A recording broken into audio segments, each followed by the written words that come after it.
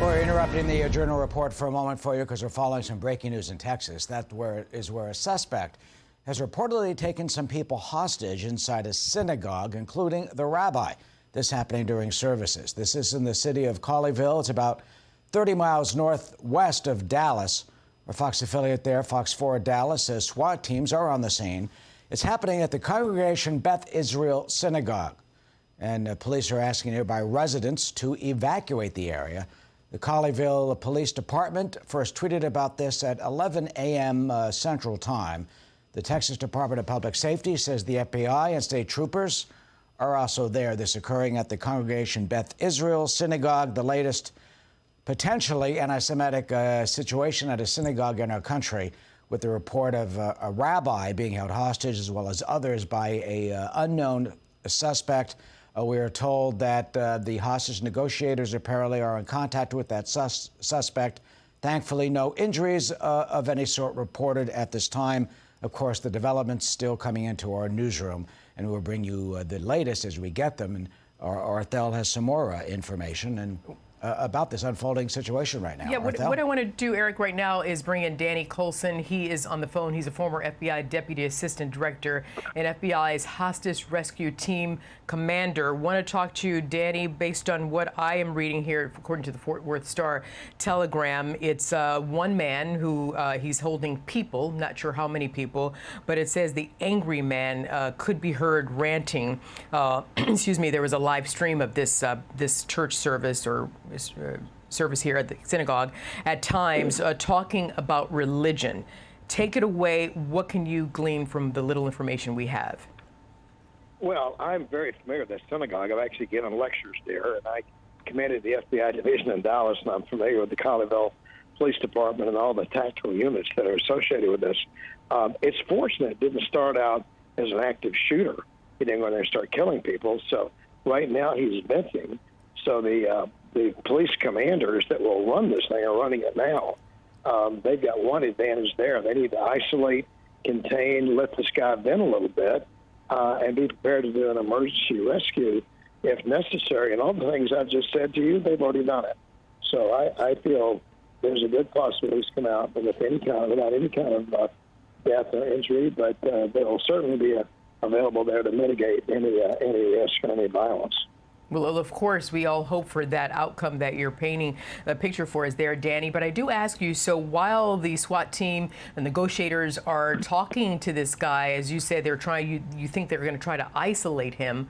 You know, what are they saying to them, and what's their backup plan in the process to make sure no one gets hurt? Well, we don't know that. I'm not so sure what the layout is in there right now or where he is. What they'll do, they'll try to gradually decrease the perimeter or increase the perimeter so that he has less and less movement.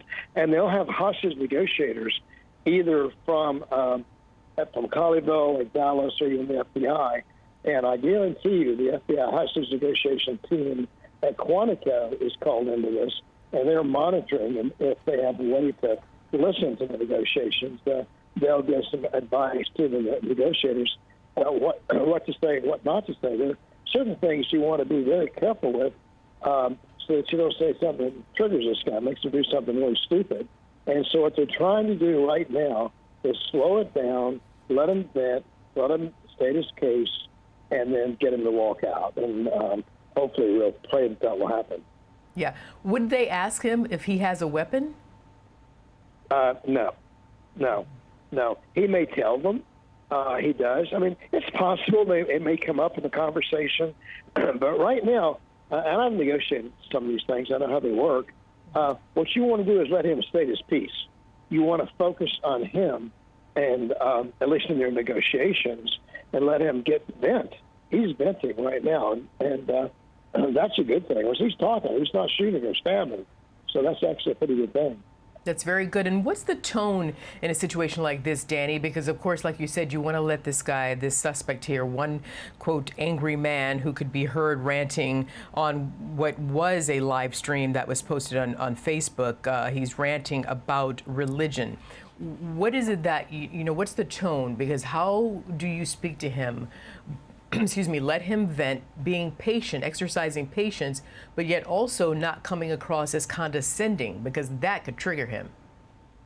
Yeah, it could. And these guys do this for a living. It's like, you're a very accomplished professional in what you do. Well, these people are too. And they do this more often than we even know.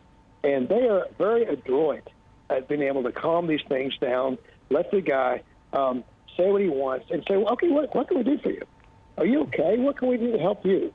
And make it a friendship type thing. And oftentimes, these people will develop sort of an interesting type of friendship during the dialogue, and the subject will start to look for help from the negotiator. And that's exactly what you are. But you also have to be very careful. We have to be careful what we say, too.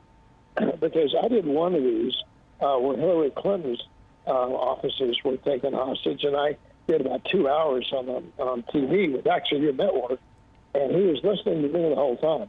So you have to be very cautious about the things that they say as negotiators, but also what you and I say here together today. Absolutely, totally understand that, and we certainly would not want to do anything purposely or inadvertently to exacerbate the situation there.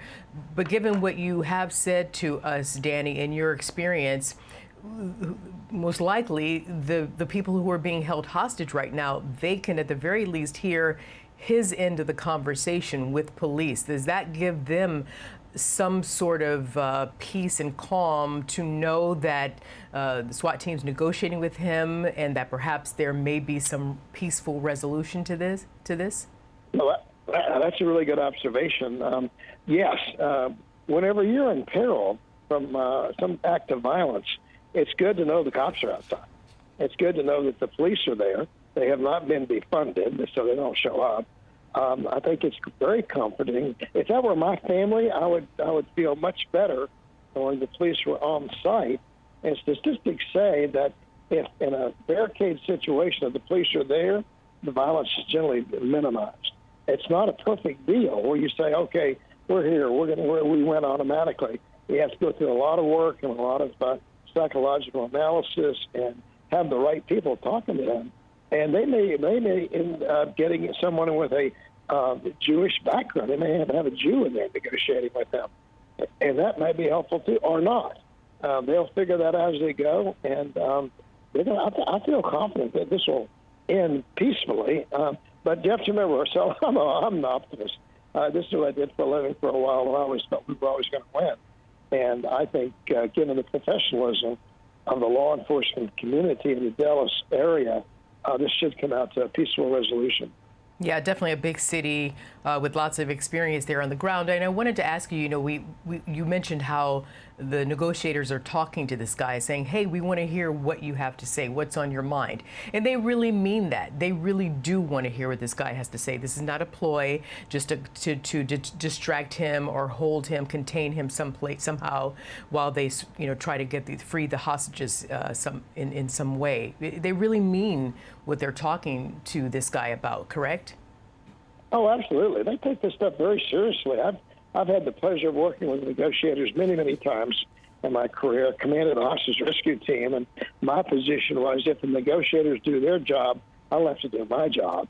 So they want this to come out peacefully because they care about humanity. And one thing to remember, that all lives have value. Even this man's life has value. And that's the way they look at it, too. They don't look at him as something that would be discarded. They look at him as another human being, and they have to work to save him. But also, they have to have a balancing act so they keep him from hurting someone else. No, you're so right. This guy's life does matter. What he has to say does matter. How he's feeling does matter.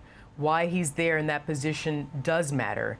And that is what the negotiators are trying to find out. So this thing can end peacefully, he can be okay, and the people inside that synagogue can be okay. Exactly. I also remember someplace he has a family. And that's one of the things we talked about and some of the others I've done, especially the Clinton's situation, Hillary Clinton's campaign office. We talked about, and he heard it, that, look, he has a family there. They want him home. And he actually heard that. And I think that's important. The negotiators were talking about that, too. So that's a very important consideration, is letting him know he's connected. He has family. Hopefully he'll connect with a negotiator, and he'll say, okay, I've said my piece, and let's go home. Danny Coulson, thank you very much for your expert perspective on this. If you'll stand by for us, we'll definitely have you back in the top of the hour. Eric? Yeah, we will be continuing our coverage, Arthel, of this breaking news of that man holding worshipers and a rabbi hostage in the congregation Beth Israel in Colleyville, Texas. Reports say that that man at one point said he does not want anyone hurt, that he did talk about his family that Danny was just talking about, his sister, for example, and he mentioned his children. So we are getting some reports of information from inside the synagogue. We will continue with our live coverage here on Fox News.